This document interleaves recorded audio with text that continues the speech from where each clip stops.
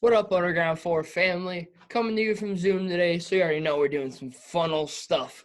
Got some fun stuff planned for right now that you're watching right here, and we got some fun stuff planned for this Saturday night, so you ain't gonna want to miss this one. Right now, hope everyone's doing well. Hope everyone had a great week, whether you're working, doing school. Imagine being in school right now. Couldn't be me. But regardless of whatever you're doing, hope you guys are doing it, and you guys are doing it fun. You guys are enjoying yourself. But regardless, if you guys are watching this, you're here for a reason. You're here because you want to hear me talk to somebody special. That special person today is going to be UFC commentator and analyst Brendan Fitzgerald. Brendan had a kind of an unorthodox way of getting into combat, or of working his way to work for the UFC.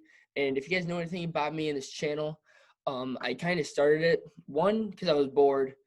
Two, I've always wanted to work for the UFC, so I kind of do the MMA shows. I get fighters on because that's what I want to do. And three, why not send it? So that's what we're doing. So I'm looking forward to this interview, so I can ask him how he's doing, so I can see how, I already know some of his journey by watching some of his other interviews, but I'm not 100% sure on anything because I'm not really that smart. But I'm looking forward to asking Brendan on how he did it, and so I'll be able to, hopefully copy the man. Hopefully work with him one day. But yeah, pause recording once Brendan gets in here, about 2 minutes. I'm looking forward to this interview. It's gonna be a good one. You guys are not gonna want to miss this one. Excuse me. I'm doing good, and yourself? Doing great, man. That's Happy good to to talk with you. Yeah, I'm excited. I'm excited for this. You're actually the first. Excuse me. You're the first UFC commentator, or just a UFC analyst in general. I've had the pleasure of speaking to on this channel, and me personally, I started this channel because one, I was really bored because we were stuck in the house. There's nothing to do. School's canceled. Can't really go to work, so I'm bored. So I'm like, okay, I'll do this for fun. And me personally. Ever since the Conor McGregor Jose Aldo fight in 2015, my biggest passion in life has been fighting, and I'm not really like a big dude, and I'm not exactly the toughest dude either. So I've kind of like accepted the fact that I'll never be a fighter, but at the same time, I kind of want to be like, hey, there's aspects to this game, and I kind of started this channel with the hopes of catching the eye of some people and doing exactly what you're doing right now. So how have you been, Brian? I'm doing great, man. I love your setup, man. Your microphone looks sweet, like your background, your lighting. I saw your Instagram, and I was like, yeah, I'll come on this show, dude. You got a good-looking setup there. I appreciate it, Brendan. Yeah, are you in Vegas right now for the fights tonight? Yeah, I live in Las Vegas, actually. I'm originally Okay. from Massachusetts, but I live in Las Vegas, and then I'm doing some social media work for the fights tonight. But so I'm out here, man. Yeah. Yeah, and so what's it like when you're doing the social media aspects of the fight, or rather than calling or doing the commentary or whatever? Yeah, it's a little different. It's kind of cool to see the different aspects of what goes on during a fight night, because when you call the fights, you're obviously right out by the octagon and you have to be hyper focused on the fight that's happening right now and the TV production, and you have to zone into that to be great at it.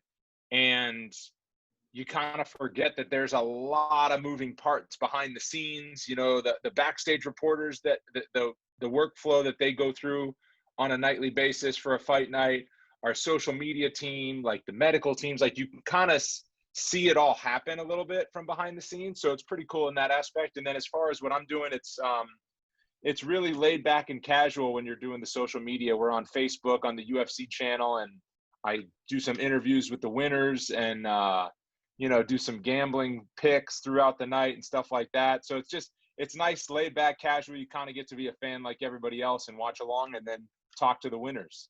Mm-hmm. Yeah, it sounds like a grand old time. And do you consider because I was doing some research on you, and before you made it to UFC, you actually worked for a news channel in Boston, where you're from, correct?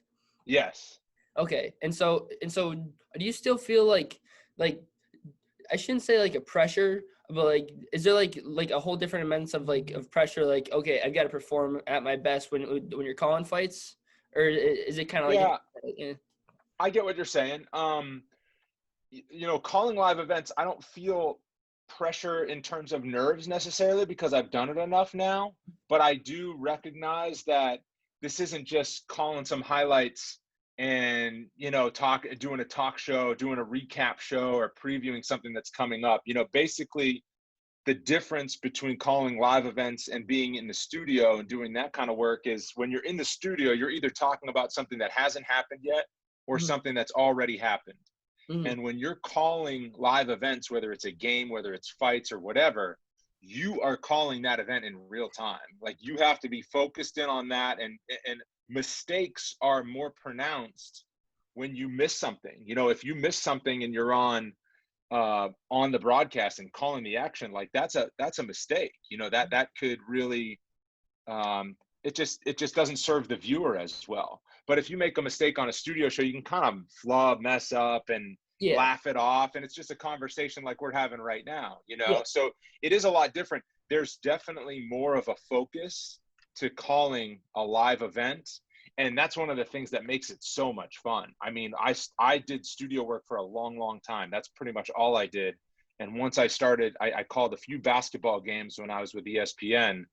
And once I started calling the actual games, all the studio work just seemed I don't want to say boring, but it was way slower paced and way different in terms of the engagement that you have with whatever you're talking about. So yeah, no, calling live events is it's an adrenaline rush. Back to my sports days, like playing a game. Mm-hmm. Like, we're not in there fighting, but you can feel an adrenaline surge because you're on the call in real time while they are. Mm-hmm. Yeah. So it was like, so I was doing like sports broadcasting. Was that always like the exact that like when you were growing up and you went to college? Like, was that your intended major? And you're like, yeah, like this is what I want to do with my life. Yeah. I mean, when I was a kid, obviously, like a lot of sports fans growing up, when you're a kid, you want to play football, you want to play baseball, whatever, right?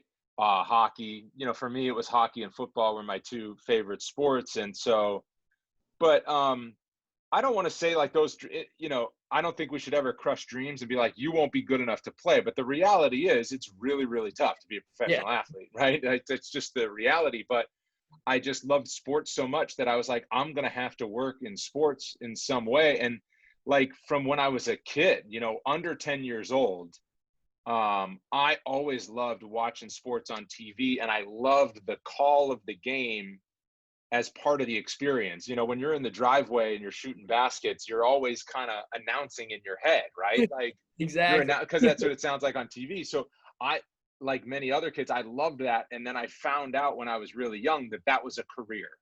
A lot of times that's just your favorite part of watching it or whatever. But I was tuned into it enough where I asked my dad how those guys got to do that.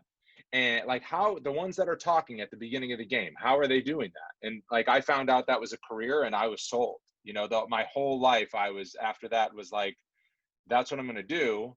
I had that plan in grade school and high school. I started doing student radio stuff in addition to playing sports. I called my school's basketball games, and like, I was always trying to get experience in that realm. I didn't always know what in the business I wanted to do. Like, it's changed over the years. It went from hosting a radio talk show to being a sports center anchor to being an announcer, back to talk show. Like, it's switched all over the place, but I was like, that is the field that I need to be in. And sure enough, made it happen.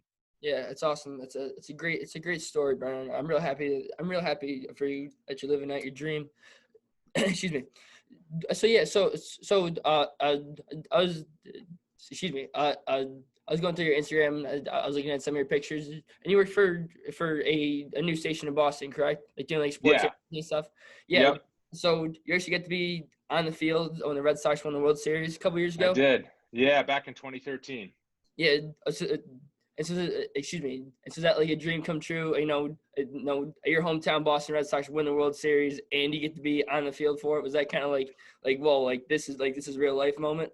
Yeah, that was crazy because that happened in 2013. I started working for that station the year before in 2012, and up until that point, I had worked for local news stations in the same capacity, the sports guy at a news station, doing the highlights and scores and stuff.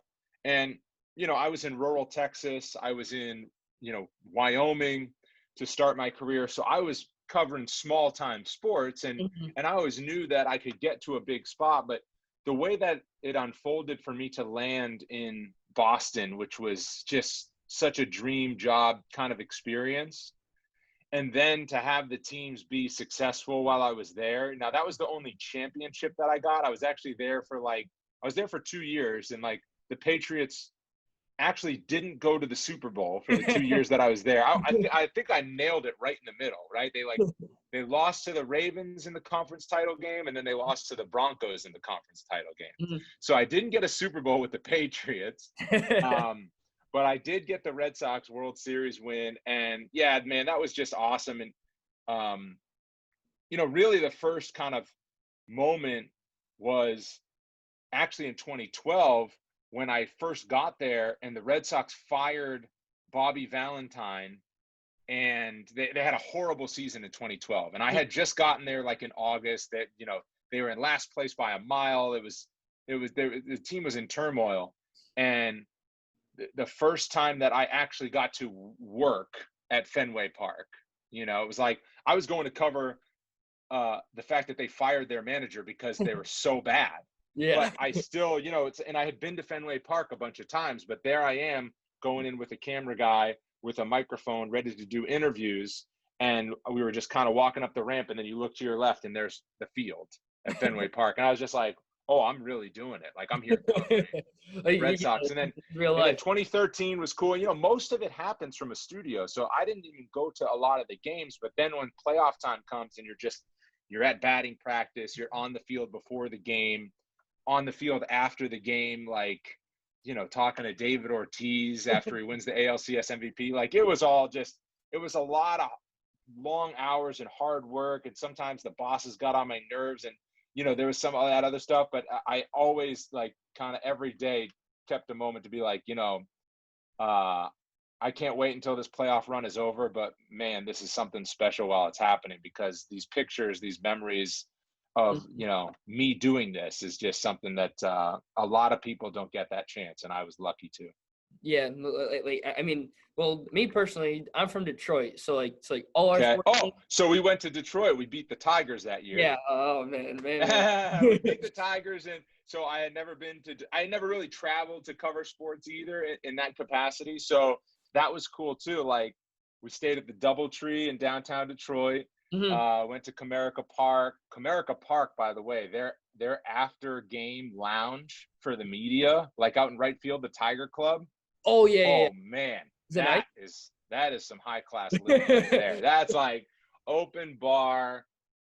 Food was delicious. So yeah, so we went to Detroit for a couple of days, and then we went to St. Louis for a couple of days, and then won the thing back in Boston. Yeah. The 2013 Red Sox was the one that beat the Tigers in the ALCS, and at that point, 2013, I was 11. Yeah. The only thing I remember from that is being on my living room couch, and who was it? Was it Shane Victorino? Or no, it was David Ortiz who hit that bomb to right field The and Grand Slam.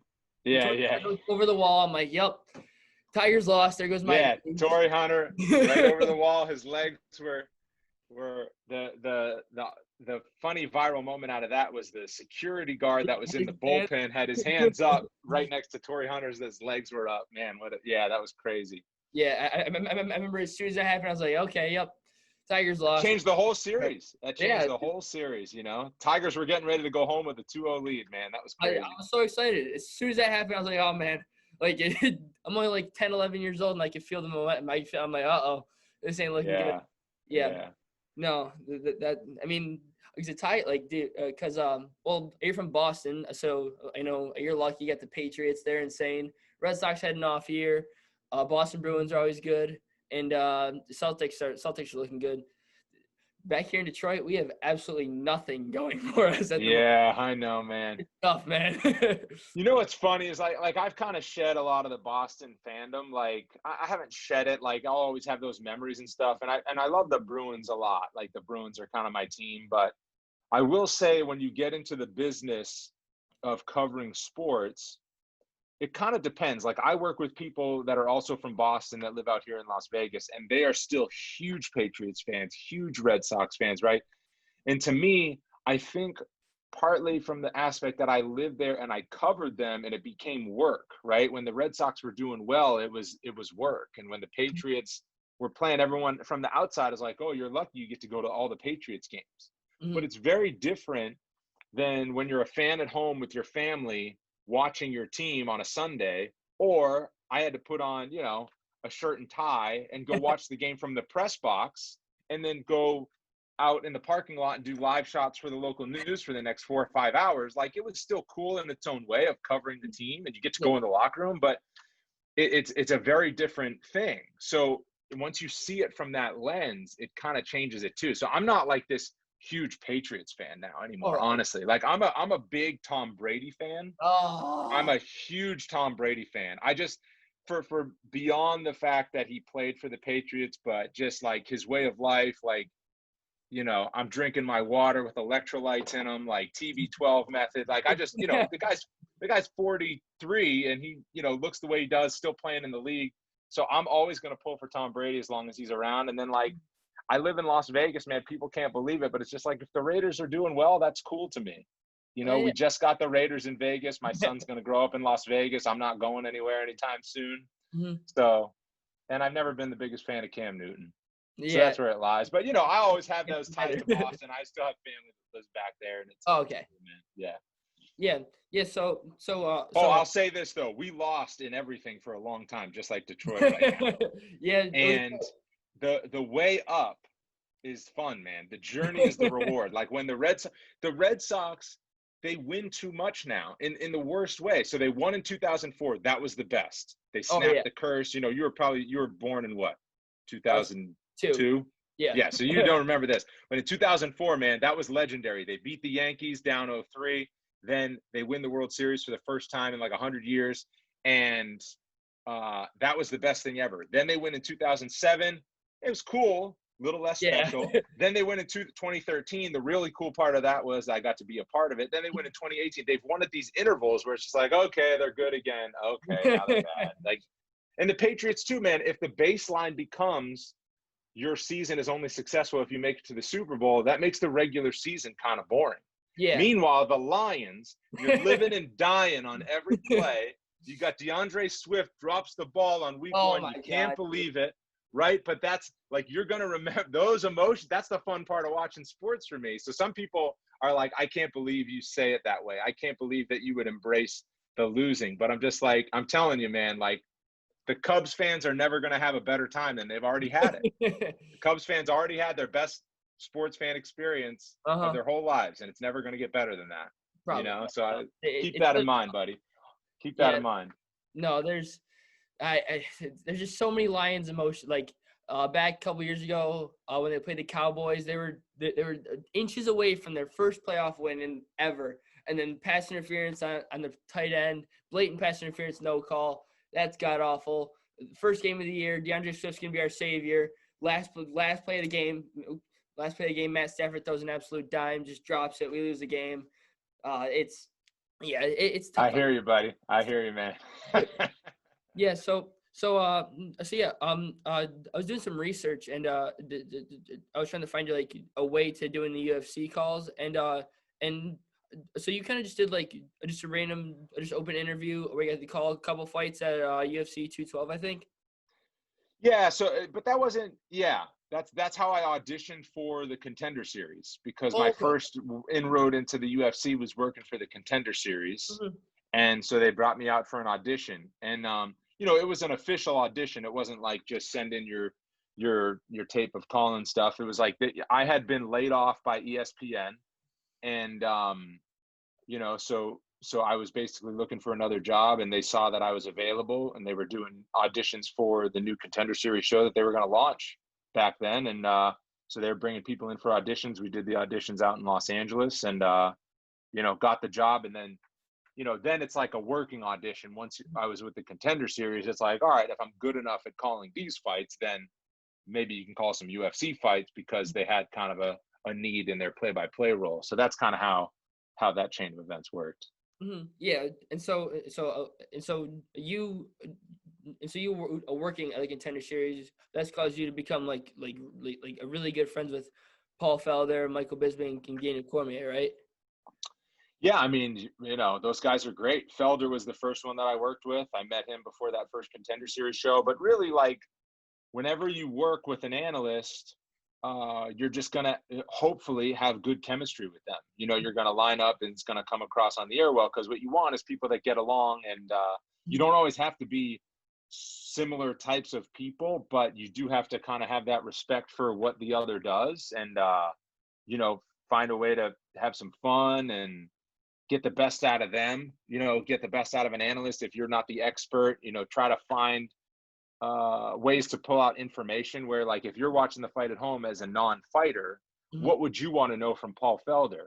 You know what I mean? And so that's kind of my job, in addition to calling the action, is like, hey, Felder, how should he get up from, if he's in bottom position right now, how should he get up?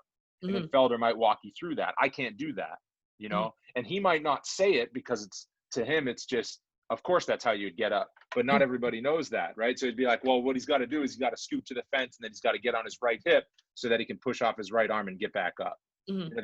That's what makes it really good. And great analysts too, they know that that's their role, and they'll just explain that, without the prompting. Yeah.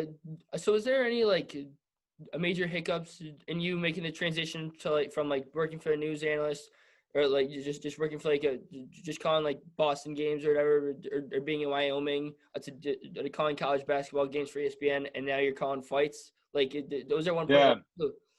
I'm not like completely sure. Yeah, not really. I mean, I almost was more nervous about the audition, and before I got the job. Once I started calling the fights, it always felt pretty natural. And like, I view it as this, like, early in my run with the UFC, when I wasn't an expert in the sport yet, and obviously I'm not calling myself an expert, but I have learned a hell of a lot in 3 years. Don't try to get over your skis, as my boss would say. If you're out over your skis a little bit too much, like, don't try to be an expert. Keep it simple. Your lefts and your rights. Do you know the difference between a punch and a kick? Good, you're hired, right? So it's like having those basic, just the basic broadcasting fundamentals, and then a lot of it's about calling what you see and making sure your energy is right. You can know everything in the world about MMA or whatever sport, but if you're just like, oh, and he catches him with the right jab, like, that's, oh, he gets him with it. You got to really know how to inflect, know your role as injecting energy into the broadcast, know when to, like, turn it up, turn it down. And I think that, just like you, man, if you saw a fight in school or in the street or whatever, and you were like just talking through it, you'd be fine. You just go, oh, he hit him, like, oh my goodness, I can't believe that just happened. And so that's a lot of what our call is getting excited at the right times and calling what we see. And then, obviously the more homework you do and the more of an expert you get, the more you start knowing the fighter's story. So it's not just about Calvin Kattar getting a big knockout. It's the fact that what he's gone through on the regional scene, the connection he has with Rob Font, the fact that he's arrived as a contender. You start knowing the backstories of all these fighters, and then you can shed a lot more light on not only how they're fighting, but how they got here and what makes them unique. What makes them who they are and what's important to them. Yeah. Yeah. So you spoke on knowing how to turn it up or turn it down depending on what happens. Is there any specific moments from you calling fights that you're like, yep, that was the most exciting are there any knockouts or submissions or crazy things? Yeah. You called? Well, I remember, so, that, like, it's tough. People always ask me, what's your favorite fight call? And, like, I could go a few different ways.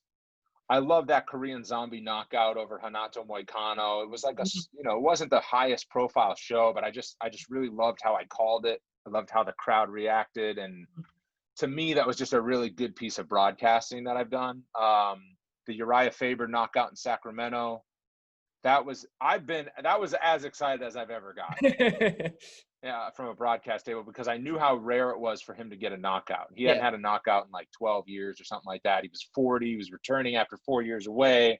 He was in his home city. Like, the crowd was going bananas. It was, he was an underdog. Like, there was a lot to that. So honestly, the Uriah Faber knockout, if you're asking me when I got the most excited, was probably it. And it probably wasn't my cleanest call because I was just so in disbelief that it was happening. But I think fans appreciate when the announcer gets as excited as you are on the Yeah. couch. I think that goes a long way. And so, if I'm talking through it, that would probably have to, stand alone at the top. But there's a lot of memorable moments.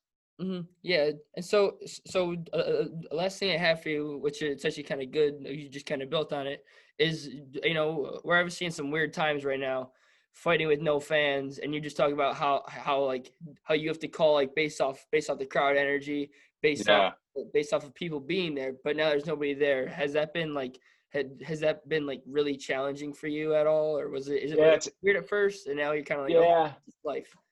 Since I did the Contender Series, which had a very small crowd Mhm. and it was largely silent, like, it kind of felt like that. We kind of had some experience doing that. Me and Bisping did the card in Brazil back in March, the week that Oh the yeah, yeah. world shut down, right? So Mhm. all of a sudden we went, they were going to have fans there. Mhm. When I got on the plane to get down there on Wednesday, the fans were still going. And then, like, by the time we landed in Brazil, it was like the world was a very different place. No fans. A lot of leagues had already shut down. It was crazy. So, yeah, I mean, it's not tough to get excited. Even if there's no crowd, it's not tough to get excited if the action's really good. I'd say where it suffers is if you're getting a fight that's kind of slow, there's not a lot happening. Mhm. There's not this tension, that builds. There's not just this energy and this buzz that the crowd is also waiting for something to happen like you are, and you can kind of let it build. If there's not much happening in the fight and the fight's going at a pretty slow pace, whether it's a feeling out process to start things or they're super tired at the end of the second round and they're kind of running out of gas, like, you know, there's not a lot of energy in the room to try to pick them up. And then what am I supposed to do? I can't have too much energy on the broadcast, because if everything is high energy, then nothing's high energy. I Mhm. can't, yell at a loud pitch. So that's really where you can kind of notice the difference the most. But if the action's good, man, it's a good watch without the crowd noise. We don't need the fake crowd noise. I don't hate the fake crowd noise in other sports that they're doing. I think it kind of works with the product. But I think for fights in such a raw, kind of authentic, one-on-one form of sport and combat, I think that it works without the crowd noise. And if the action's good, man, we're gonna have the energy accordingly. But I Mhm. can't wait to get the fans back. Oh, I'm so I'm so excited for so that. I think we're all ready. yeah, well, because I actually got really lucky because my birthday is back in February, and I've always been a big John Jones fan, and so I was just joking around with my dad. I was like, "Hey, Dad, if we go to the UFC 247 in Houston," he's like, "I think you're not a bad idea." So we went. That card was on February 8th, and then Yeah. yeah, and then the last card they had with fans was the Adesanya Romero fight, which was a month Right. later. I was like, geez, dude, if that fight would have got canceled, and I would have gone to that, I would have been an absolute train wreck. That was Yeah. one night. I can't wait to I just can't wait to go back to fights. I can't wait to just hear the crowd, because there's been so many knockouts lately. Like what was that one a couple weeks ago? Who was it? I can't put my head on it. They're all blending together for me, man. Yeah. It's funny, like, that's great that you went to that show, man. That's so cool. You and your dad had that experience. And yeah, like when they're at the apex, it's like they're great fights, and there are a lot of knockouts and a lot of finishes. Small octagon, I think, has something to do with it. Just the way Mhm. these fights are coming together. And it's really cool. But they do blend together, because before, I could tell you who fought in Norfolk, Virginia. I could tell you who fought in Mhm. Auckland, New Zealand. You can separate Exactly. it out by who fights when and where. But once they're all at the apex from May on, it's just like, so and so fought. I can't remember if it was June, July, August, or September, but it was somewhere in there. Yeah, So yeah, that's kind of the reality of the world we're in now. some strange times, man. Like if there was fans for that Dustin Poirier Dan Hooker fight, that's Right? like me personally, I think that's the fight of the year. If there's fans there, fans going insane, that fight's 10 times better because they got all the crowd Yeah. off them. But it's just time is living, man. Well, Brendan, I know you've got a busy schedule for the day. I hope you have a great time at the fights today. It's looking like a good card. I appreciate you taking the time out of your busy day to do this for me. It was great speaking to you, and I really appreciate Brendan. Thank you for coming on. Thanks, Keegan. You keep at it. I'm going to try to get my lighting as good as yours. And, man, keep cranking out these episodes, man. This was a fun time. Yeah, I appreciate it, Brendan. I All think right, buddy. Have a good day. Yep, thank you as well.